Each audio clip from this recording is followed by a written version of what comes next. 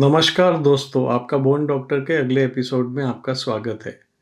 तो जो most important surgery होती है स्लिप्ड कैपिटल फेमोरल एपिफिसिस में, वो होती है एक सिंगल कैन्युलेटेड स्क्रू डालना, एपिफिसिस को कैप्चर करना ताकि वो और स्लिप ना हो।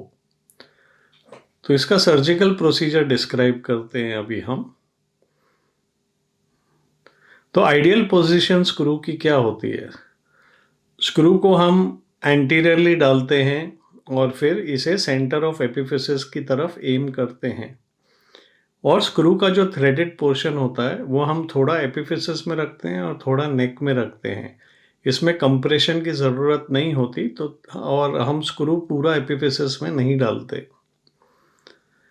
इसमें रिस्क लोएस्ट होता है स्क्रू पेनिट्रेशन का जॉइंट में, बिकॉज एपिफिसिस टिपिकली पोस्टीरियर डिस्प्लेसमेंट होती है, और चांस होता है कि अगर आप स्क्रू एकदम सब कंट्रोल डालने की कोशिश करें तो वो जॉइंट में जा सकता है।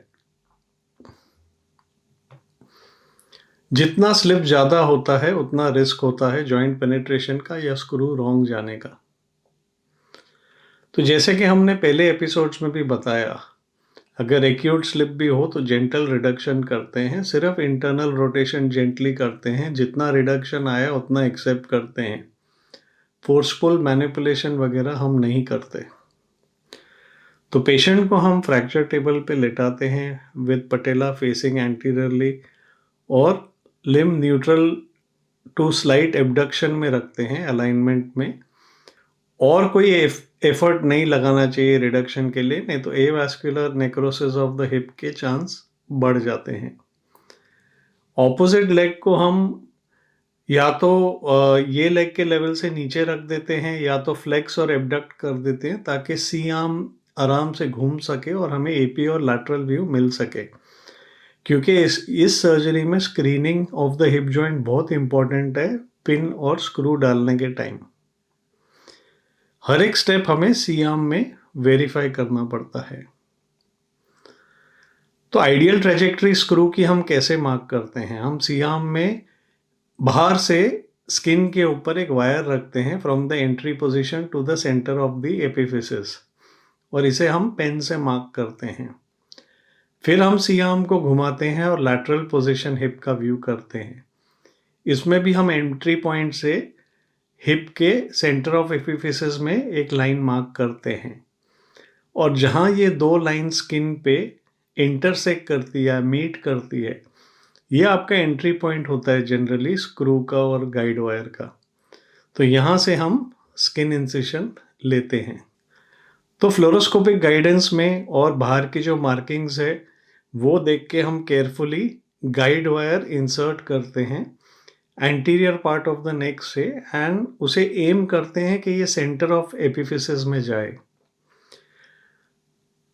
अगर ये हमें फर्स्ट गाइड वायर में नहीं मिलता है तो हमें सेकेंड अटेम्प्ट करना चाहिए। गाइड वायर हिप के थ्रू नहीं जानी चाहिए इनटू द एसेटाबुलम, नहीं तो कॉन्ड्रोलाइसिस के चांस बढ़ जाते हैं। इसीलिए जब ये गाइड वायर डाल रहे हो आपको एपी और लैटरल व्यू करना चाहिए सी आर्म में घड़ी घड़ी, एंड मेक श्योर कि आपकी गाइड वायर परफेक्ट पोजीशन में है और एपिफिसिस के सेंटर में है। एक टाइम गाइड वायर एक्सेप्ट हो गई, फिर हम सिर्फ लैटरल कॉर्टेक्स बाहर का ड्रिल करते हैं और कैन्युलेटेड कैंसलर स्क्रू डालना शुरू कर देते हैं।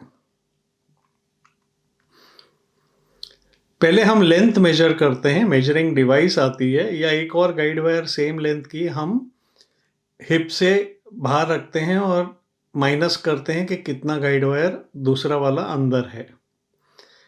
फिर हम स्क्रू इंसर्ट करते हैं ओवर द गाइड वायर। ये भी घड़ी घड़ी एपी और लैटरल में देख के करते हैं। अगर स्लिप ज़्यादा है तो आप दो वायर डाल सकते हो, एक डी रोटेशन के लिए, ताकि जब आप स्क्रू कर रहे हो एपिफिसिस हिले नहीं।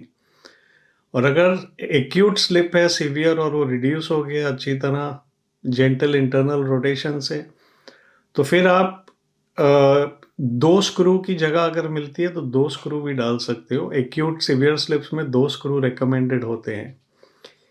पर अगर आपको लगेगा कि आप कॉन्फिडेंटली एपिफिसिस के अंदर दो स्क्रू डाल सकते हो तो ही दो स्क्रू डालने चाहिए, नहीं तो एक स्क्रू ही ठीक है।